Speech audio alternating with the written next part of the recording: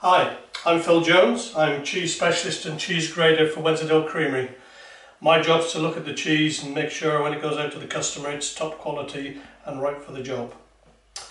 So the task today is to look at the different cheeses you might have in your fridge and to see why those differences exist.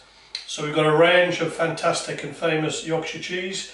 We've got a Yorkshire Wensleydale tall, we've got a Calvert, we've got a blue Wensleydale, and we've got our very famous Yorkshire Cheddar.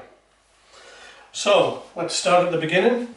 This is a Wensleydale tall. So with all these cheese, I might add, importance is the milk. The milk comes from 44 farms within a 25-mile radius of the creamery. Milk is essential in that it's important because milk is the best material which gives us the quality for the cheese that we want. So we are very, very thankful to all our farmers. So let me have a look at the Wensleydale tall. We plunge the cheese iron. The cheese iron is my tool for grading cheese, so it allows me to look into the centre and see what the cheese is actually looking like. So for Yorkshire Wensleydale, oops, we'll put that back in there for good housekeeping. Should never see where a cheese grater's been. And anyway, that's the sort of texture of the cheese, quite crumbly, quite open, and if you look at the back of the iron, nice clean back of the iron. If we smell it, it's nice, fresh, slight citric, and if you break it, it should crumble, and if you mould it within your fingers, then you get a nice sort of soft texture and fish scale texture. And our Yorkshire Wensleydale is different. It is unique because we use the Wensleydale milk, and we also use our own starter, which is subcultured dairy. Starter is actually the bacteria we use to create lactic acid and flavour in our cheese. And if we taste that, beautifully, very smooth and very creamy. And the typical characteristic and description of a Wensleydale is that honeyed aftertaste, and that is absolutely perfect. We do win a lot of prizes with our cheese. We won two golds last year at Nantwich.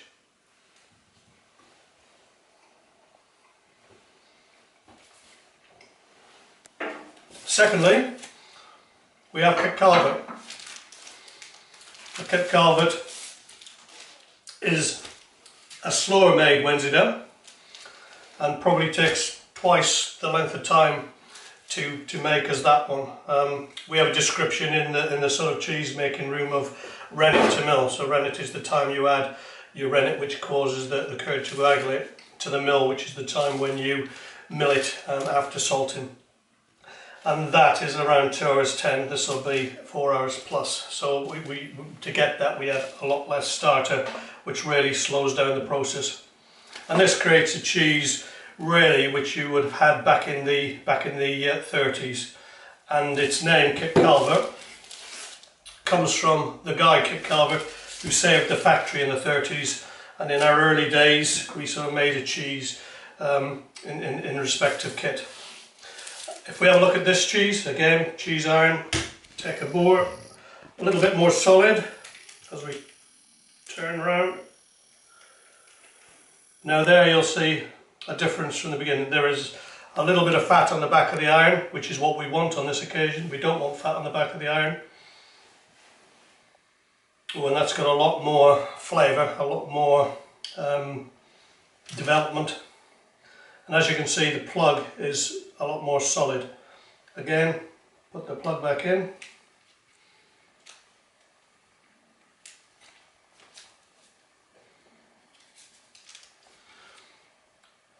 Fat on the back of the iron, distinctive aroma but very clean still.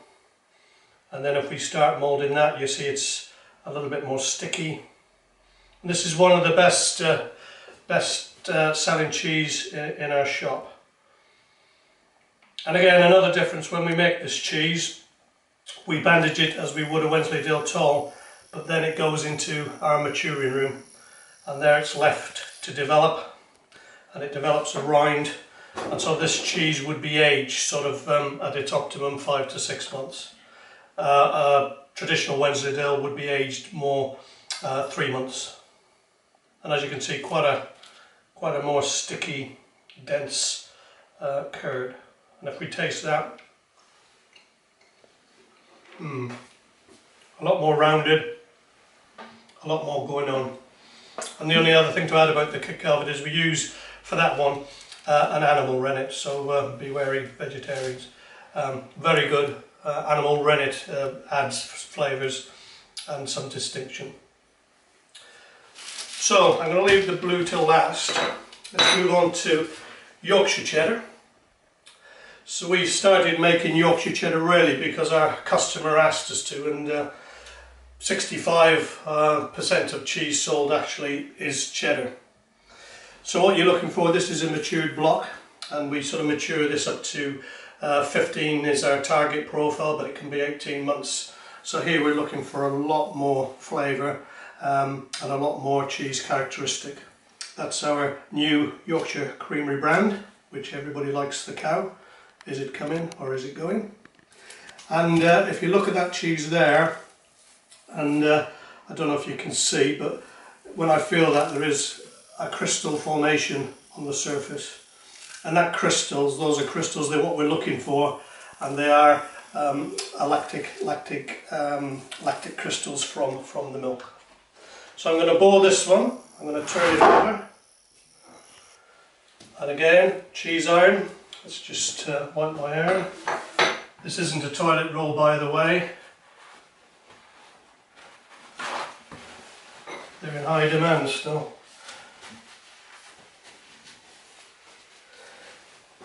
And let's have a look at this. So again, plunge the cheese iron, as our Sandra in marketing likes to call it, into the cheese. And again, a lovely full bore. Again, looking for fat on the back of the iron.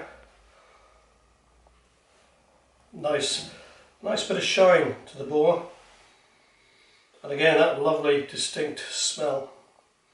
We do have some special ingredients. We do use our bulk starter in our cheddar, which gives us some very distinct flavours.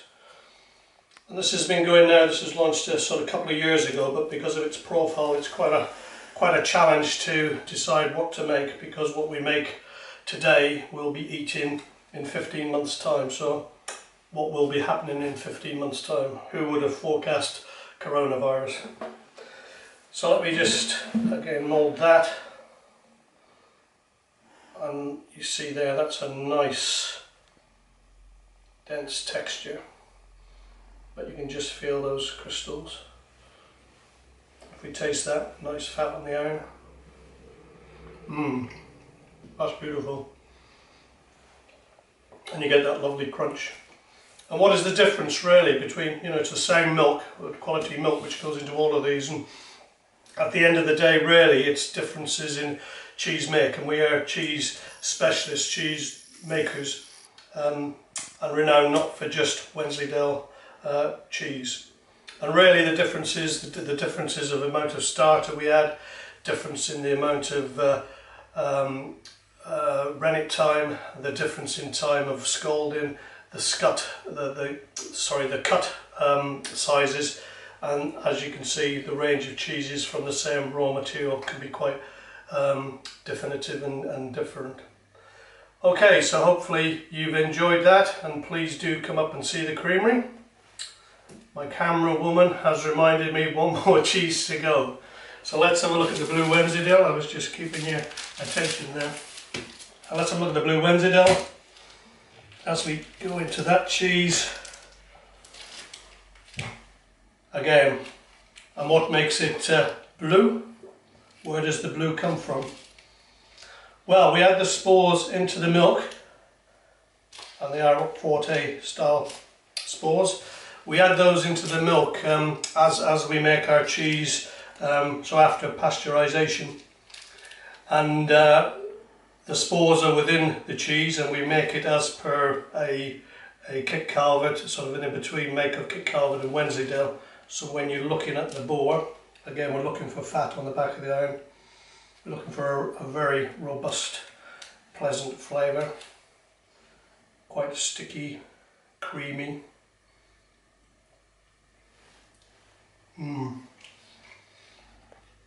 That is one of my favourites. Very, very creamy that. And what happens, this goes into the maturing room as per Calvert. We leave it there for up to 6 sort of weeks, and we then pierce the cheese. So needles go into the cheese at angles, and then that creates an air passage which allows air into the cheese, which then allows the mould to start moulding and going blue. And then the cheese will be ready in 8 weeks, so it takes about a month or so for the blue to form. And whilst some people don't like blue, some people say I don't like Stilton, Blue Wensleydale is a fantastic cheese as a starter cheese. It is quite mild, and therefore beginners and those people who don't think they like blue cheese tend to always like our Blue Wensleydale. Okay, and now I have finished, so thank you very much, and see you again soon, and stay safe. Bye for now.